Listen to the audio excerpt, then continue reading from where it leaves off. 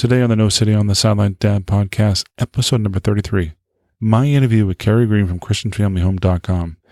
In this episode, we talk about how important communication is in a family, and also many other issues and challenges that we face every day as a parent, as a family. Next in the podcast. Let's do this.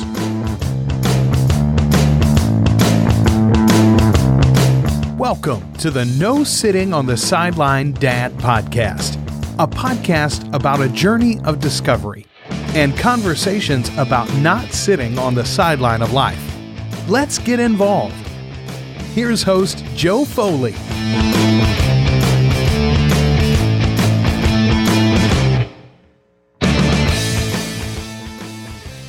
to the podcast. Hey, my name is Joe Foley, and I really, from the bottom of my heart, want to say thank you for being here. I know as dad, parent, busy adult, I can tell from experience that we're stretched thin. And if you're taking time to listen, I want to say thank you. Thank you.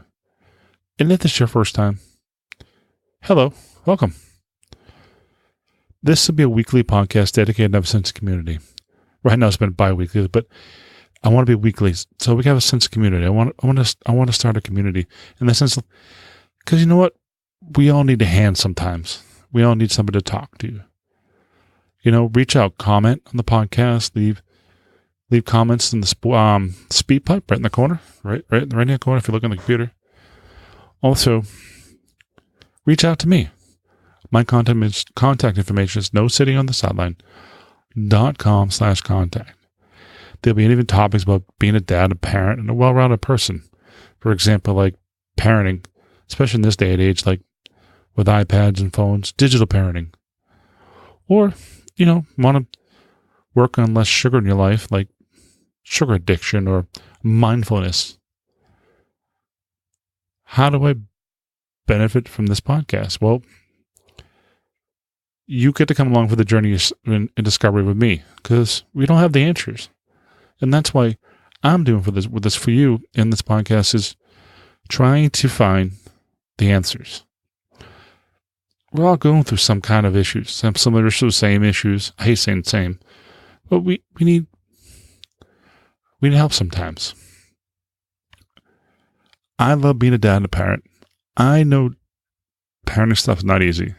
No matter if you're a dad or a mom or a grandparent or just being a busy adult, sometimes it's not easy. Really, I'm not an expert. I don't have the answers, but I'm on a journey of discovery. How I can contribute to this world and make it a better place. Because I was thinking the other day how I do want to make it a better place. I want that maybe someday I could realize that I'd maybe reach out and help somebody one time. Well, next up, my interview with Carey Green from ChristianFamilyHome.com. Carey was a pastor for over 27 years before moving into the business world. When he was a pastor, he helped counsel people through many family issues. Today we talk about divorce, how important communication is, and how to talk to your children. And one of my favorite is honesty. That's huge too. Being a pastor, he's also a father of 5 kids and a grandfather. So I really enjoyed this conversation. So let's jump right into the interview. Today on the podcast, my guest, Carey Green from ChristianFamilyHome.com. Carey, welcome to the podcast. Thanks, Joe. I appreciate the invite. Well, thank you for reaching out. I appreciate it too. I got to ask, because, you know, you're a grandfather and a dad now too. I mean, dad also. What is one of those moments you're like, oh man, I didn't mean to do that? Like one of those, oh, dad did that, mistakes? Oh, yeah. I'm telling you, it happens every time. This year on Father's Day, I was up early. I'm a morning person, so I was up early and I was getting ready for church, and the rest of the family's in bed. One of my daughters, who's an adult, had come home for Father's Day. So, I mean, everybody's at home. And I go in and I'm making toast, and, you know, one piece pops and I think, okay, well, the other piece, you know, they were in separate sides of the toaster. I thought, well, the timer's not not working right or something, I'll just watch it. And the fire alarm goes off at like 5:30 a.m. in the morning. And, I was tempted. I didn't, but I was tempted to yell, "Happy Father's Day." Just really love it. Now my brother was joking. He was saying the joke around the family now is going to be, do you remember that Father's Day when Dad tried to burn down the house? That's funny. Because we all have those. We all have those moments. Even I can totally relate to those moments. Like, oh man, I should have done that, but that was funny as heck. Yeah, it was funny. I mean, my kids were laughing after the fact. That's for sure. They didn't appreciate the fire alarm going off though. Well, and the one that's in my son's room has this woman's voice that says "fire, fire." So. Okay, one of those. You're like, am I dreaming, or is this really going on? I guess we're talking about Father's Day. Can you remember one of those memorable Father's Day gifts? Like anything interesting you might think of? The one that I remember the most was a circular saw. And it was a DeWalt circular saw I was wanting for quite a while, and it showed up on Father's Day. That was really cool. Oh, cool. You do a lot of on your own construction, house fixing things and stuff like that, I guess. Yeah, not a lot, but I like to, if it's fixable, I like to try at least. And then we call in the real people to do damage control on what I've done. I can understand. I had to put a futon together, and I'm like, I'm reading these directions going, I don't need that screw. Maybe that. And after I put them together, I'm like, I put the washer on the wrong side. I'm like, I'm not taking it apart. I'll tighten the screws. I'm not taking it apart. Yeah.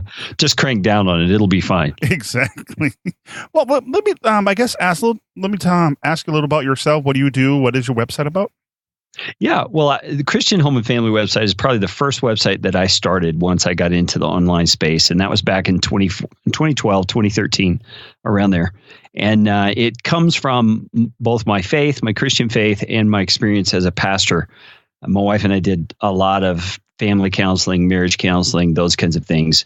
And after moving out of pastoral ministry and into business, it still was on my heart to help families and to help parents. And so I figured a website was a good way to do that. So I have a podcast that at this point publishes periodically because other business things are kind of taking precedent, but I still blog occasionally, and I still do some counseling with people on the side as well. So it's a active ministry in that sense. What is the name of your podcast? That particular podcast is called the Christian Home and Family Podcast. I have two others that have to do with business related things. One is a podcasting oriented podcast, and the other is a business sort of podcast. I think I was listening to one. I think one of yours today. It was like a 5-minute podcast. Yeah, absolutely. I have these little 5-minute morning mindset things that I put on Facebook every morning. So yeah, that's probably was me. What is the mindset? What is that all about? Well, my mindset kind of resets to a default of how we were raised and how we've learned to think about life and about ourselves.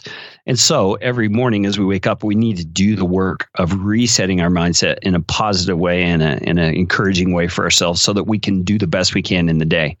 And so the morning mindset episodes are Christian based. So they're based on scripture and drawing out truth about who God says we are and how that can affect the day that we're about to live. Almost like it seems like if it would fall back into the sense that we would fall back into habits the next morning.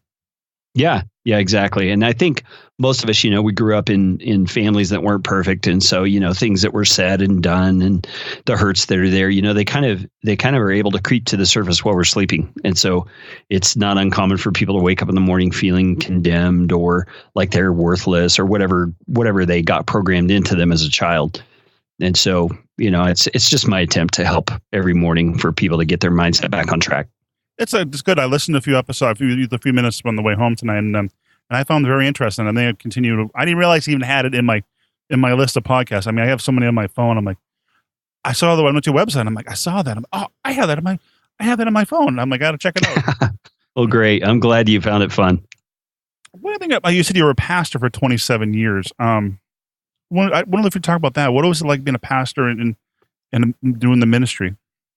Yeah, well, I got into pastoral ministry really because I felt called to it. It was a thing where I expected to go into business right out of college, and halfway through college, my heart started changing. I was just feeling like I needed to get involved in ministry and teaching more than anything else, teaching the Bible. And so that's how it panned out over the next few years after I was married. And it was really a time of walking alongside people. That's how I think of pastoring. It's, the word pastor comes from the word shepherd in the Greek language. So it's the idea is you're walking with the sheep, you're helping the sheep along their path. And, a good shepherd feeds the sheep, he cares for the sheep, he protects the sheep. And all of those things apply to being a pastor in some ways at certain times.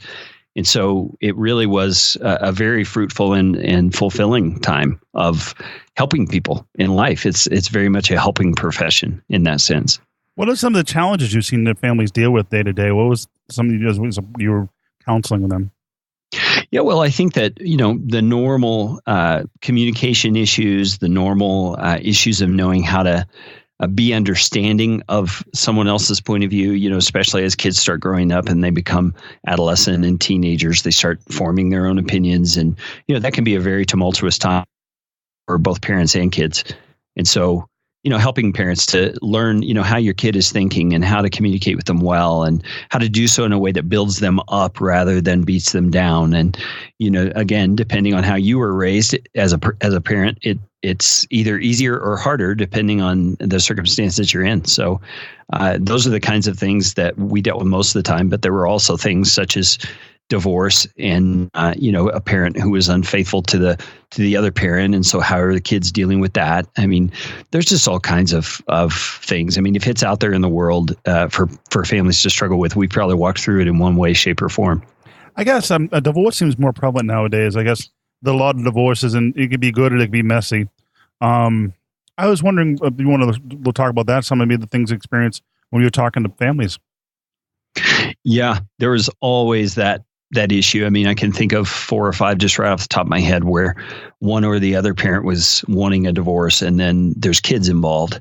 So, that has a dramatic impact on the kids. I haven't met a child yet who at least initially doesn't think it's their fault. I mean, it's really kind of weird. It's between mom and dad, but the kids for some reason turn it inside and think it's their fault that dad's leaving mom or that they did something to make the parent unhappy that's leaving. It's really kind of crazy, but it's the way it is most of the time. And so helping the parents know how to be there for their kids, even though a divorce is going on, and how to help them have as secure a home as possible, that's quite a challenge. It is a challenge of both parents. And you got to, I guess you got to talk to them and say, listen, it's not about, it's between mom and dad, not between you. And then also too, try to make sure to keep the kid out of because some parents use the kid as a pawn. Yeah, oftentimes. And it's really hard because if there was, an injustice or an issue of unfaithfulness that happened, it's hard to know how to be honest about that without, making the situation worse. It's really a difficult thing. And a lot of it depends on the age of the child and all of that. So, every situation is a little different than the one before. I was wondering too, since you're at 5 kids and you must have experienced all different kinds of discipline when it comes to experience with disciplining your children. What are some methods you and your wife use to, I discipline, but to show rules and set rules and stuff like that? Yeah, well, I think the most important thing that we discovered was to be communicating from a very early age the standards of the home. So, our children are growing up with this understanding that, honesty matters and we always tell the truth. We're talking about that from the time they can comprehend. And of course, you talk on their level. But what that enables you to do is as they grow older, it's kind of woven into their DNA. And then as they're older and able to understand more and reason about things, you're able to draw upon that thing that you all agree upon and apply it to a situation that comes up. And so for example, you can just tell your kid's lying. Sometimes you can just tell they're lying about something because they fear they're going to get in trouble or there's some consequence they don't want. And so, we would draw on that principle. Now you remember in our family, the truth really matters. We always tell the truth. So are you telling the truth right now? Are you telling me everything the way it really happened? And sometimes, it's easier to get them to admit and confess. And when they do, rather than being real hard-nosed about it, we would thank them for telling the truth, and we'd praise them for telling the truth, because the truth really is what we're after. And so, that encourages them many times to be more forthcoming in the first place, rather than trying to hide or lie about something. Since you have experienced that, and you see because obviously you see the outcome, you have older children, you see that it really helped to do that? Yeah, absolutely. Because, our older children, my oldest son, for example, he's 25 years old now and has 3 boys of his own. And we just got back from a visit to their home, and I see him doing the same kinds of things with his boys. And it, what that communicates to me as a dad was that was effective with him, because he saw it as a valuable thing, and now he's carrying it on into his parenting in a deliberate way. And, there's other examples with the other kids, but they all, I feel like, are very honest. They're very truthful, and it's a conviction that they own for themselves. It's not just passed down from mom and dad. It really is theirs. Well, it's interesting because the other point of it is, I can remember me growing up is if you did something wrong, you got a spanking, and in more you don't learn anything. You just more with fear of your parents. Yeah, in some senses, I think it depends on how spanking's done. I mean, we utilize spanking at times, but it was for, deliberate rebellion sort of things, where you had told them not to do something and they look you in the eye and do it anyway. It was that sort of thing. Or it was a thing where there was intentional meanness going on toward a sibling or something like that. And it wasn't just a spanking isolated from the relationship. We would always apply the spanking, but then sit with the child afterward, hold them in our lap, hug them, tell them how much we love them, help them understand why the spanking happened and what they need to do next time. It was all couched in a very clear context of love. So I think a lot of times, spanking is demonized because it can be abused very easily. And you just have to be very intentional about it and very careful. Well, it's basically a tool. I mean, some people use it because they can't control their own anger, and all of a sudden they just take it out on the kid. Yeah, exactly. And that's the wrong way to use any kind of physical punishment. I mean, and my whole thing is, I guess, my opinion is, is that I'm afraid that if I do to my son when I'm 50 or 60 years old and he gets angry, he doesn't know how to do it, and he's going to hit me. So I mean, I don't know if I want to do that. Go that route. Yeah. I totally understand what you're saying, and I think the key thing that you mentioned there is angry. If you're angry, it's much better to walk off, take a breather, figure out what the real issue is and why you're so angry before you approach the child for any kind of discipline. Because anger that is not controlled is like a wildfire. It'll just gobble up everything in its path. And then I think it builds walls and no communication happens. Yeah, exactly. Yeah, you get resentment and bitterness and pain that is incredibly hard to overcome. It's interesting. One thing I was wondering, it says something about coaching, right? You offer coaching? Yeah, my other website's just my name, careygreen.com, is a personal life coaching and business coaching website. So I'm helping individuals who feel like they're stuck in life to kind of get to the root of those things and move forward. A lot of it is encouragement and accountability and helping people devise a game plan for what it is they need to address and how to address it. And it all, in my case, comes from a Christian standpoint. So from scriptural truths. And then there's a business coaching side of it as well, where I'm helping people build online businesses and things of that nature. Interesting. I mean, I hear that all the time, though, life coaches. And I always wonder, what is a life coach? What is that? What is that all about? Because I hear that all the time. Yeah. In my mind, a life coach is someone who really listens, who has some experience maybe down the road a little further than you do in the areas that you're wanting to grow in, and then can help you kind of uncover what are the obstacles that are holding you back from getting where you really want to go. And it's all about the right kind of questions and the right kind of encouragement. And then there's obviously got to be an accountability piece to hold that person accountable. So between now and next time we meet, what is your game plan? What are you going to do? And then so, the person kind of figures out one or two baby steps or maybe a significant steps that they're going to take. And then the life coach would follow up with, okay, and so next time, is it okay with you if I ask you about that? And I'm going to make sure that you've done this. And the person goes, yeah, absolutely, absolutely. So, life coach is really a partner to help you get where you want to go.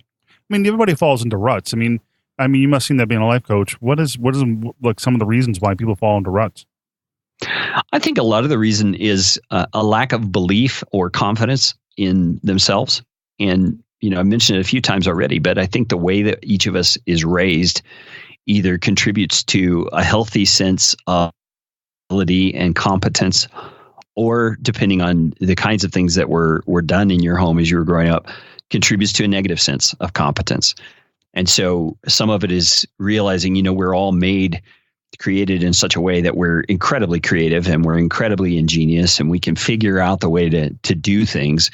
But a lot of people really struggle with believing those kinds of things about themselves. And if they believe that already, and then a circumstance comes up where they fail at something, well, they just take that as evidence that, see, I'm no good at things, I'm a failure. But that's really not the case. It's just that in this case, you had to learn something from the failure. I mean, how many of us learning how to walk, were a success right away? I mean, none of us were. We had to fail. We fell. We bumped our head on the coffee table. We had all these experiences that taught us how to balance and how to move forward, but we didn't give up. We kept trying. But there's something that happens between childhood and adulthood. And I think it's, the way people respond to you. It's the failures and the pain that comes from them. It causes many of us to just kind of shut down in terms of that diligence to keep trying. And instead, we'll just give up and not shoot for the things that we really feel like we want in our lives. And so a life coach is there just to help someone figure out those issues and then start moving forward. Well, it's interesting you mentioned that. Like when the kids I see my son is 4 years old now, and I see him, really vibrant and wants to talk to everybody, real friendly, wants to do everything. And I know as you get older, peer pressure, bullying, and it can even that affects, and I think sometimes affects as a kid, can last into adulthood.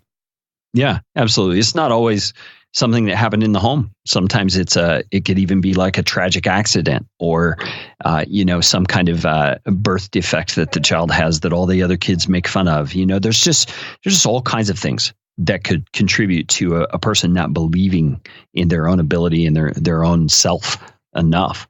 And it's important, when you recognize that you get help, because chances are if you've lived with it for 20 years, 30 years, 40 years, you don't see it very clearly. And you need someone objective who can come alongside and help you find out what it is and address it. Well, it's like that. Like I guess some friends can be very helpful. Like, hey, I know you can go through a bad time, but sometimes it's not an objective point of view. Yeah, sometimes friends or family members are a little too close to the situation and they're concerned about, quote unquote, hurting your feelings. And so they won't be entirely honest about what they see. And that's the benefit of having a coach in your corner, is they're able to come alongside and just be real candid about it in a nice way and in a friendly way, because a true coach really cares about their clients. It's not just, money in the bank from somebody paying for a service. And so they're kind and they're loving about the way they do it, but they're direct and they're clear, because they want to see you succeed. They don't want to see you continue to get stuck in the ruts that you have found yourself in. Almost like it's kind of like you have to skin the game. If you pay somebody to be a coach, keep you accountable, it's almost you have to skin the game. Yeah, exactly. That's why I think coaching is a valuable thing, because only the people who are serious about addressing the issues in their lives that are holding them back are going to take that step to pay for this help. And then that payment, that, like you said, skin in the game, man, that pushes them, because it's kind of like me, I won't pay for a health club membership because I know I'm not going to go.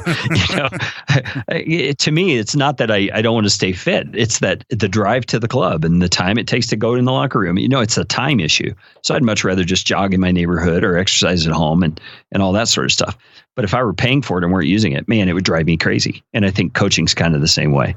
I mean, we all done that before. We all have memberships going, I drive by and wave to it. Hey. Yeah. Go one time. What's that? I was going to say we pay for it to be able to say, hey, yeah, that's my gym. I belong to that gym. Yeah, exactly. Well, I got a status symbol. Yeah, I am. Well, but I've done that before, believe me. Yeah. One thing I was just wondering too, more about your podcast fast track stuff. I was interested about that, because you're as a fellow podcaster. I just wonder your experience. Yeah, well, I started podcasting with the Christian Home and Family podcast back in or maybe it was late 2012. And I had a little bit of radio background. So when I discovered that podcasting was a thing, I just thought, man, this would be a great way to get this home and family ministry off the ground. And so I started that podcast, and I have really enjoyed it. I think podcasting is a great way to build a following and get your expertise in a certain area out into the public. But it's not a fast gain. It's a slow game. And, you got to be consistent. You got to put out good content. You've got to truly be helping people. And I think just as important as any of that is you got to be yourself. People are going to resonate with you and your style and your story. And I feel that way from you, Joe. I feel, you're just being yourself. You're just talking about things that are of a concern to you and not worried about, making it radio sounding. I mean, that's the beauty. It's the beauty of podcasts is you can just be yourself and people expect you to be yourself. And so the right people who you're supposed to reach are the ones who resonate with what you're doing. And that's how you build the following and how you have influence in the world. It's interesting. It's such a global reach too. I mean, when you look at, I think one time I looked at I know stats, but I looked at I don't really care about the number. I a little more care about where the location is. Yeah. I find it fun. I'm like, Siberia. Somebody listened to me in Siberia. This is awesome. Yeah. Yeah. I remember the first time I noticed that as well, that the global aspect of it. I noticed somebody in Madagascar had listened to my podcast. It was, wow, I had to look on a map. Where is Madagascar? But it was cool. It really is cool. It's also too, when you first start, I guess you had experience in radio, but first starting it's a big leap of faith. I mean, you're putting yourself out there. Yeah, it really is. And except to just try and keep going. As you do it more, you get more comfortable with it. It's just like riding a bike or, learning a new hobby or skill. The more you do it, the better you get. How does your family feel about the podcast and stuff like that? What's their thought about it? Well, I mean, they love it, generally speaking, just because it's what pays the bills. I mean, we have this podcast. Fast Track is actually a podcast production company. So we do audio editing and we write show notes and we have, 36 clients now, I think. And, that's what pays the bills. So everybody loves it for that, in that respect. But at the same time, they like that, I'm able to produce podcasts for myself and continue to have influence like I had in the ministry for 20 years. And now I'm able to do that in a different way and to a broader audience. And it's really kind of a neat thing that everybody's behind.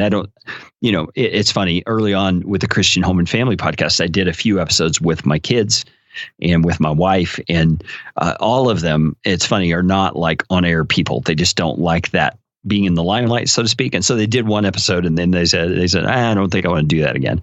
So, I guess I'm the out front guy in the family. It's fun. It's fun because I think my feelings about it is that I get to meet interesting people. People I would never normally get to meet unless I had a podcast. Yeah, I totally agree with you. And I made, it's funny, one of the interviews I did, the guy, he texts me every week to make sure, hey, how you doing? How's things going? And I would never expect that. It's just an interesting medium. Yeah, it really is. I've met a lot of people as well. And it's kind of funny. You can reach out to just about anybody and say, I have this podcast. I'd love for you to be a guest. And I think the majority of the time, the people say yes. It doesn't matter who it is, which is really an interesting phenomenon. Because I'm just a dude with a microphone and a laptop and my bedroom with a desk. I mean, yeah. I'm not some big production company. It's kind of neat. Yeah, it is.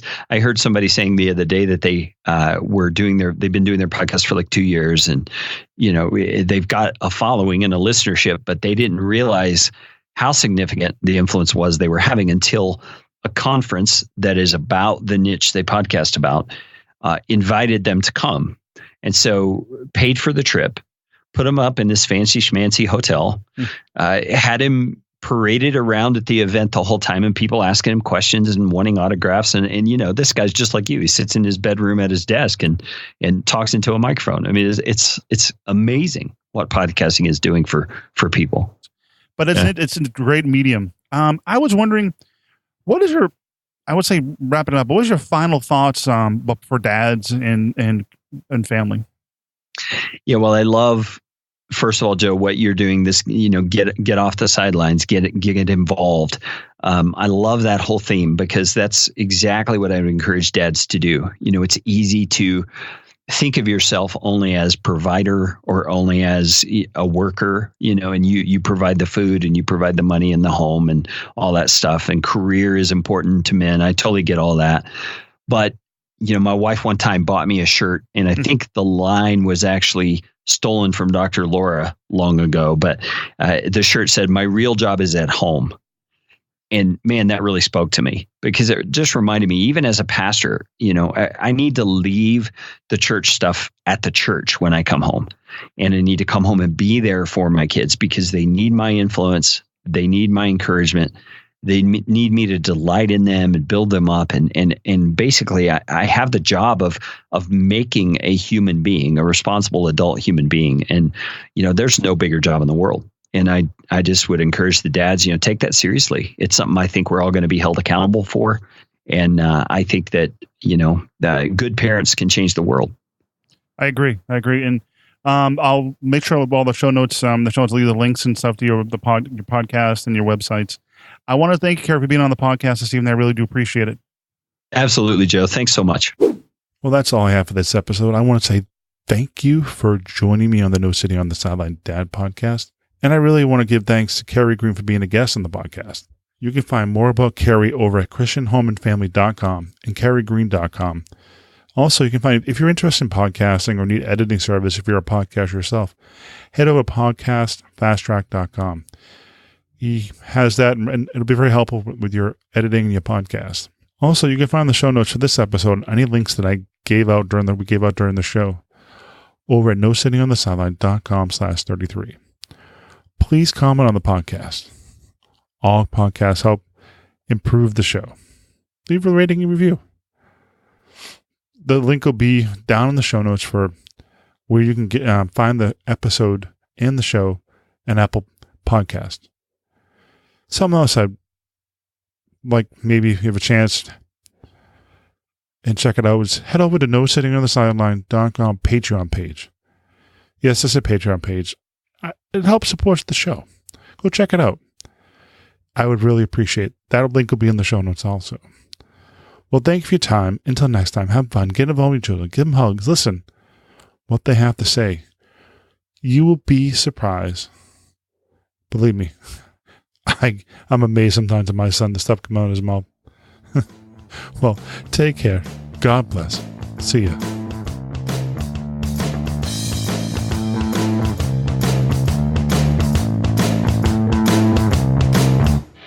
Thank you for listening to the podcast. Please subscribe to the newsletter to receive updates of the show and helpful and useful tips. This has been a production of Foley 42 Media.